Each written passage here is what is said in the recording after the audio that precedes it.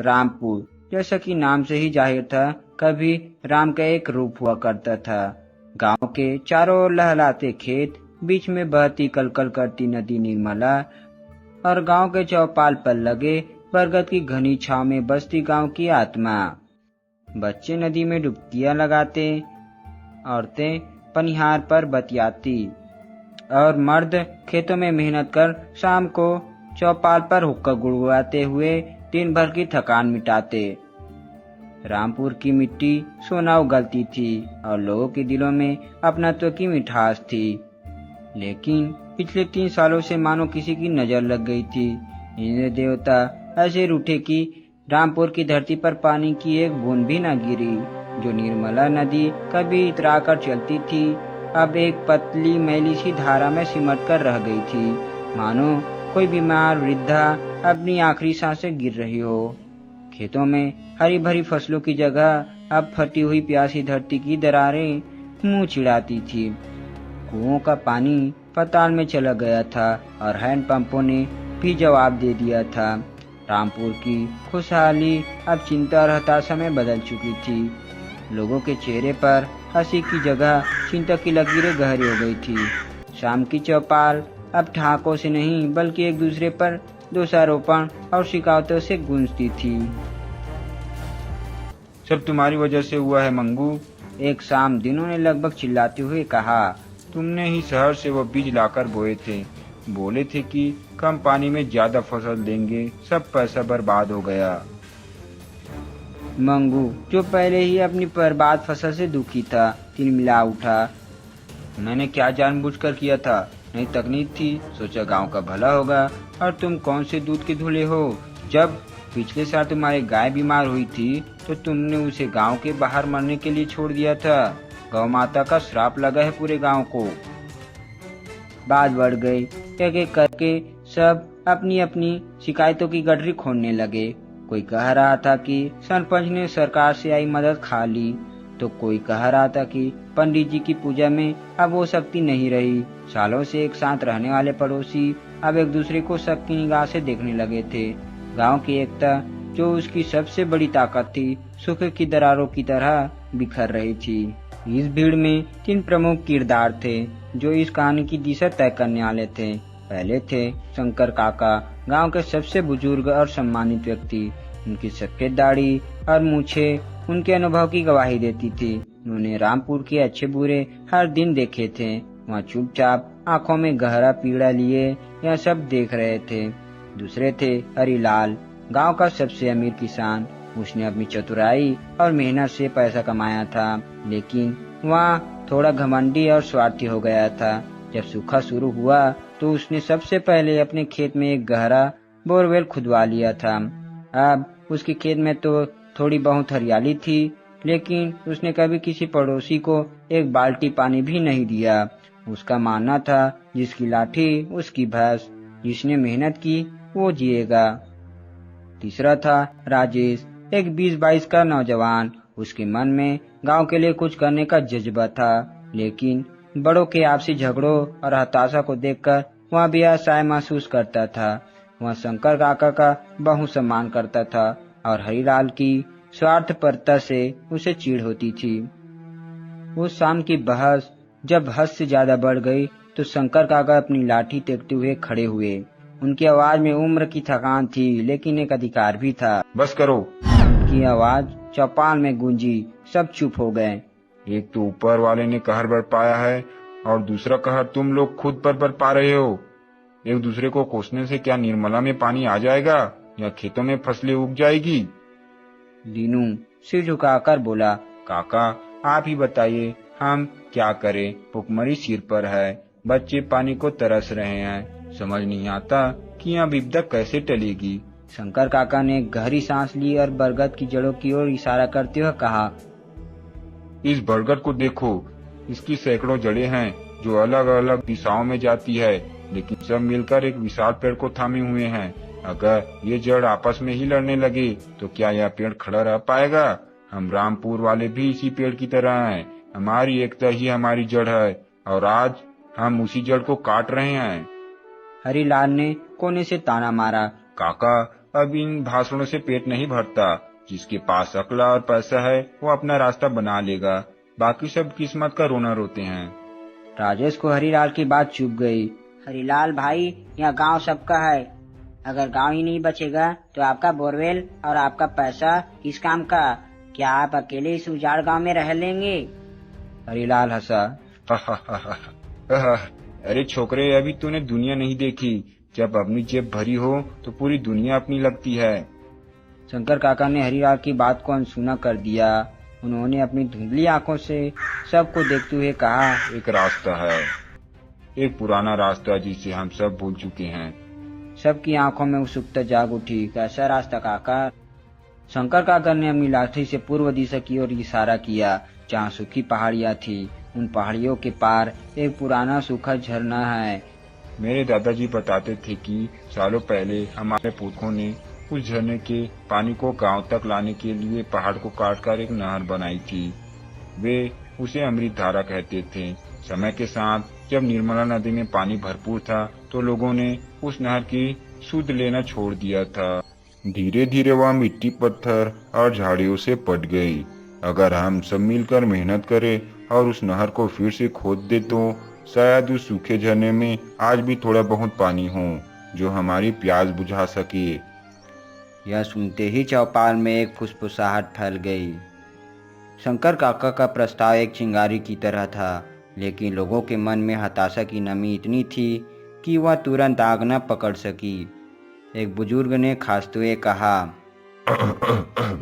काका, आप भी क्या बात करते हो? वो नहर तो मीलों लंबी है और उसे पटे हुए 50 साल से ज्यादा हो गए होंगे। उसे खोदना मतलब पहाड़ से लड़ना। हम भूखे प्यासे लोगों में इतनी हिम्मत कहाँ? हरिलाल जोर से हंसा। बुढ़ापे में काका सटिया गए हैं। अरे जिस काम को हमारे बाप दादा नहीं कर पाए वो हम करेंगे, और किसके भरोसे? इन मरिया लोगों के भरोसे। इससे अच्छा है शहर जाकर मजदूरी कर लो, 2 वक्त की रोटी तो मिलेगी। दीनू जो अभी मंगू से लड़ रहा था बोला, हरिलाल ठीक कह रहा है, यह बेकार की मेहनत है। सरकार से मदद मांगनी चाहिए। सरपंच को जाकर कलेक्टर के दफ्तर में धरना देना चाहिए। सरपंच जो अब तक चुप बैठा था परेशान होकर बोला, मैं 3 बार हो आया कलेक्टर साहब के पास। वो कहते हैं टैंकर भिजवा रहे हैं। हफ्ते में 1 टैंकर आता है जिसमें से हर घर को 2 बाल्टी पानी मिलता है। क्या उसमें नहाएं, पिए या जानवरों को पिलाएं? माहौल फिर से निराशाजनक हो गया। लोग शंकर काका के सुझाव को एक अव्यवहारिक सपना मानकर खारिज कर रहे थे। तभी राजेश खड़ा हुआ। उसकी आवाज़ में जोश था। 1 मिनट, हम सब ने हार मान ली। हम उन पुरखों की औलाद हैं जिन्होंने बिना किसी मशीन के पहाड़ काटकर नहर बना दी थी, और हम हाथ पर हाथ धरे बैठे हैं। काका सही कह रहे हैं, कोशिश करने में क्या हर्ज है? अगर बैठे रहे तो भी मरना है, और मेहनत करके मरे तो कम से कम कोशिश की थी यह तो कह सकेंगे। राजेश की बात ने कुछ नौजवान पर असर किया। मंगू भी खड़ा हो गया। राजेश सही कह रहा है, एक दूसरे को कोसने से तो अच्छा है कि मिलकर फावड़ा चलाएं। मैं तैयार हूँ। एक एक करके 4-5 और नौजवान खड़े हो गए, लेकिन गांव की ज़्यादातर आबादी अभी भी चुप थी। उन्हें यह विचार पागलपन लग रहा था। शंकर काका मुस्कुराए। उन्हें बस इस चिंगारी का इंतजार था। उन्होंने राजेश के कंधे पर हाथ रखा। सवाल बेटा, कल सुबह सूरज उगने से पहले हम 5 लोग भी अगर फावड़ा और कुदाल लेकर पहाड़ी की तरफ चल देंगे तो यह कारवां शुरू हो जाएगा। जिससे अपनी और अपने बच्चों की प्यास की चिंता होगी वो पीछे पीछे जरूर आएगा। हरिलाल ने अपने मुँह पर ताव देते हुए कहा, जाओ जाओ, अपनी किस्मत आजमाओ। मैं तो चला अपने खेत में पानी देने, और हाँ, जब थक हार कर वापस आओ तो मेरे पास पानी मांगने मत आना। यह कहकर वहाँ से चला गया। उस रात गांव में बहुत कम लोग सो पाए। कुछ लोग शंकर काका और राजेश के साहस की चर्चा कर रहे थे तो कुछ उन्हें मूर्ख बता रहे थे। औरतों ने अपने पतियों को समझाने की कोशिश की। अरे एक बार जाकर देख तो लो, क्या पता काका ठीक ही कह रहे हों। मेहनत की पहली सुबह। अगली सुबह जब आसमान में तारे अभी भी टिमटिमा रहे थे, शंकर काका अपनी लाठी लिए पहाड़ी की ओर जाने वाले रास्ते पर खड़े थे। कुछ ही देर में राजेश वहां पहुंचा। उसके हाथ में एक कुदाल और कंधे पर पानी की एक सूखी बोतल थी। फिर मंगू आया और उसके पीछे 3 और नौजवान, कुल मिलाकर 6 लोग। राजेश ने निराश होकर चारों ओर देखा। बस काका, सिर्फ हम 6? शंकर काका ने मुस्कुराते हुए कहा। बेटा, किसी भी बड़े काम की शुरुआत हमेशा कुछ ही लोग करते हैं। भीड़ तो मंजिल देखकर पीछे आती है। चलो। ये 6 लोग चुपचाप पहाड़ी की ओर बढ़ने लगे। गांव के कुछ घरों की खिड़कियों से लोग उन्हें जाते हुए देख रहे थे। किसी के मन में प्रार्थना थी तो किसी के मन में उपहास। पहाड़ी की तलहटी में पहुंचकर शंकर काका एक जगह रुके। वहां झाड़ियों और मिट्टी का एक ऊंचा टीला था। यहीं से शुरू होती थी अमृत धारा। उन्होंने अपनी लाठी से इशारा करते हुए कहा। नौजवानों ने काम शुरू कर दिया। सूखी पत्थर जैसी कठोर मिट्टी को खोदना आसान नहीं था। सुबह की ताजगी जल्द ही पसीने और हाँफने में बदल गई। सूरज सिर पर चढ़ने लगा और उनकी हिम्मत जवाब देने लगी। दोपहर तक उन्होंने बमुश्किल 10 फुट गड्ढा खोदा था। नहर का कोई नामो निशान नहीं था। लगता है राज सही कह रहा था। एक नौजवान हताशा होकर जमीन पर बैठ गया। यह सब बेकार है, यहाँ कुछ नहीं है। राजेश भी थक चुका था, लेकिन उसने हिम्मत नहीं हारी। नहीं, काका ने कहा है तो कुछ सोचकर ही कहा होगा। थोड़ा और दम लगाओ। शंकर काका उन्हें एक पेड़ की छांव में ले गए। उन्होंने अपनी पोटली से सूखी रोटियां और अचार निकाला। पहले पेट पूजा कर लो और सुनो, यह एक दिन का काम नहीं है। इसमें हफ्ते शायद महीने लग जाएं। हमें धैर्य रखना होगा। उन्होंने एक कहानी सुनाई। एक बार एक छोटी सी चिड़िया का घोंसला समुद्र बहा कर ले गया। चिड़िया ने अपनी चोंच में रेत भरकर समुद्र में डालना शुरू कर दिया ताकि वह समुद्र को सुखा सके। बाकी पक्षी उस पर हंसे। उन्होंने कहा, तू पागल है, तेरी नन्ही सी चोंच से यह विशाल समुद्र सूखेगा? चिड़िया ने जवाब दिया, सूखेगा या नहीं है मुझे नहीं पता, लेकिन जब इतिहास लिखा जाएगा तो मेरा नाम समुद्र को सुखाने की कोशिश करने वाले लोगों में होगा, उस पर हंसने वालों में नहीं। हम भी वही चिड़िया हैं। इस कहानी ने नौजवानों में फिर से जोश भर दिया। खाना खाकर वे दुगनी मेहनत से काम में जुट गए। शाम तक उन्होंने कुछ और फुट खोद लिया था।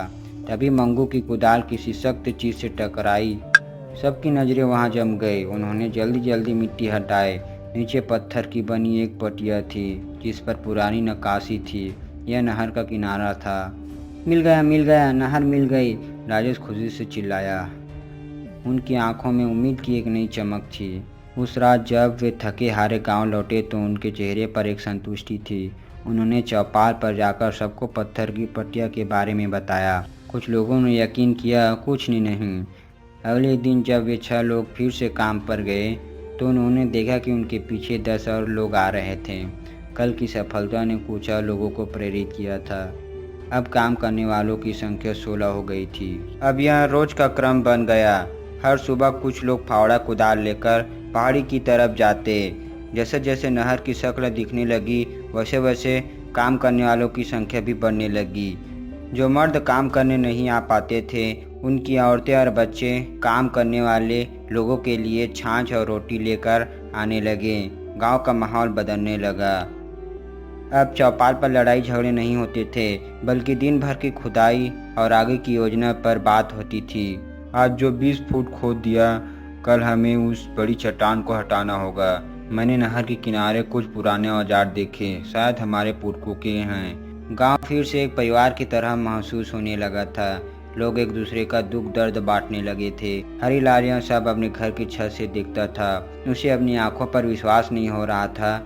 जिन लोगों को वह मरियल और निकम्मा समझता था वे पहाड़ खोदने में लगे थे। उसके मन में एक अजीब सी बेचैनी होने लगी। वह अमीर था, उसके पास पानी था, लेकिन वह अकेला था। गांव की सामूहिक खुशी में वह शामिल नहीं था। एक दिन हरीलाल का छोटा बेटा खेलते खेलते नहर की खुदाई वाली जगह पहुंच गया। वहां सब लोग मिलकर एक बड़ी सी चट्टान को रस्सियों से खींचने की कोशिश कर रहे थे। जोर लगा के हैया किनारों से पूरा इलाका गूंज रहा था। बच्चे ने यह पहले कभी नहीं देखा था। वह उत्साह से ताली बजाने लगा। तभी अचानक उसका पैर फिसला और वह एक गहरे गड्ढे में जा गिरा। उसके सिर से खून बहने लगा। राजेश की नज़र उस पर पड़ी। अरे यह तो हरीलाल का बेटा है।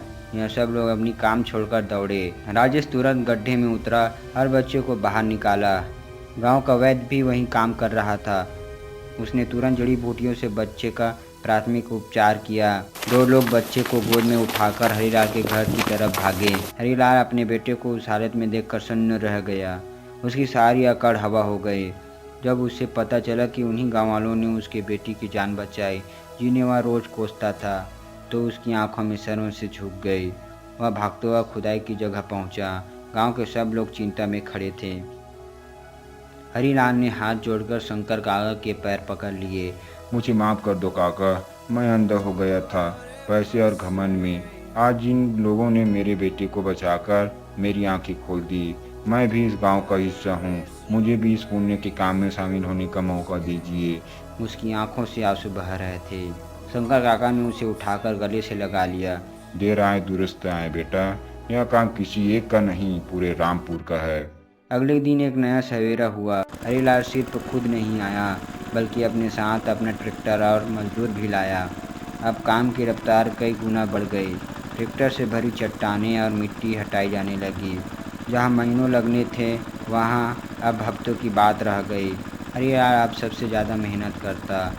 आखिरकार लगभग 1.5 महीने की कड़ी और सामूहिक मेहनत के बाद वह दिन आ ही गया। उन्होंने मीलों लंबी सूखी नहर को फिर से जिंदा कर दिया था। नहर अब उस पुराने झरने के मुहाने तक पहुंच चुकी थी जो चट्टानों के बीच छिपा था। मुहाना भी पत्थरों और सूखी पत्तियों से बंद था। सबने मिलकर उसे साफ किया। अंदर एक छोटी सी गुफा जैसा था। अब क्या होगा काका? राजेश ने पूछा। यहाँ तो पानी का नामो निशान नहीं है। सबकी सांसें रुकी हुई थी। क्या उनकी सारी मेहनत बेकार चली जाएगी? शंकर काका मुस्कुराए। वह गुफा के अंदर गए। कुछ देर बाद वह एक बड़े से पत्थर को हटाने का इशारा करते हुए बाहर आए। यह आखिरी वादा है। हमारे पुरखों ने पानी को सहजने के लिए यह व्यवस्था की थी। इसे हटाते ही अमृत धारा फिर से बाहर निकलेगी। गांव के सबसे ताकतवर 10-12 लोगों ने मिलकर उस विशाल पत्थर पर अपनी पूरी ताकत लगा दी। हरिलाल भी उनमें शामिल था। ट्रैक्टर को भी रस्सी से जोड़ा गया था। 1 2 3 जोर लगा के हैया, जोर लगा के हैया। पत्थर अपनी जगह से हिला। एक बार फिर से हैया, जोर लगा के हैया, हैया, जोर लगा के हैया। और फिर एक गड़गड़ाहट की आवाज़ के साथ पत्थर लुढ़क गया और उसके पीछे से ठंडे साफ पानी की एक मोटी धार बाहर निकली। पानी आ गया, पानी आ गया। यह कोई नारा नहीं था, यहाँ एक सामूहिक खुशी की चित्कार थी। लोग एक दूसरे के गले लगाकर रोने लगे। बच्चे पानी में कूद गए और छपाछप करने लगे। औरतों ने उस पानी को अपनी आंखों से लगाया मानो कोई पवित्र गंगा जल हो। राजेश, गंगू, दीनू, हरिलाल सब एक साथ उस पानी में भीग रहे थे और हंस रहे थे। आज उनके बीच कोई अमीर गरीब, कोई छोटा बड़ा नहीं था। सब रामपुर के वासी थे जिन्होंने मिलकर असंभव को संभव कर दिखाया था। और तभी जैसे प्रकृति भी उनकी खुशी में शामिल होना चाहती हो, आसमान में काले बादल घिर आए। ठंडी हवा चलने लगी और देखते ही देखते झमाझम बारिश शुरू हो गई। 3 साल बाद रामपुर की धरती पर पड़ी पहली बूंद अमृत की बूंदें थी। लोगों ने आसपास की ओर हाथ उठाकर इंद्र देवता का धन्यवाद किया। काका, आज आपने हमें सिर्फ पानी नहीं बल्कि जीने का सही मतलब सिखाया है। पैसा, ताकत सब कुछ बेकार है अगर साथ देने वाले 4 कंधे ना हो। राजेश बोला। और आपने सिखाया कि कोसने और शिकायत करने से कुछ नहीं होता।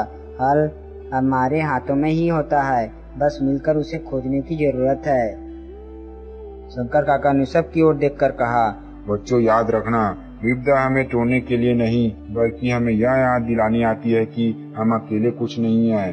जब गांव का हर हाथ एक दूसरे का सहारा बनकर उठता है तो पहाड़ भी रास्ता दे देता है और सूखा भी घोटने देख देता है। यही एकता का अमृत है जो किसी भी विपदा से बड़ा है। आज रामपुर फिर से जिंदा हो गया है। चौपार पर बैठा हर व्यक्ति यह बात समझ चुका था। उन्होंने सिर्फ एक सूखी नहर नहीं खोदी थी बल्कि अपने दिलों के बीच पड़ी अविश्वास और स्वार्थ की खाई को भी पार दिया था। रामपुर ने सूखा तो झेला, लेकिन उस सूखे ने उसे एकता का वह पाठ पढ़ा दिया था जो आने वाली पीढ़ियों को हमेशा सींचता रहेगा। यह कहानी हमें सिखाती है कि समस्या का रोना रोने से बेहतर है समाधान खोजना। Don't forget to like and subscribe.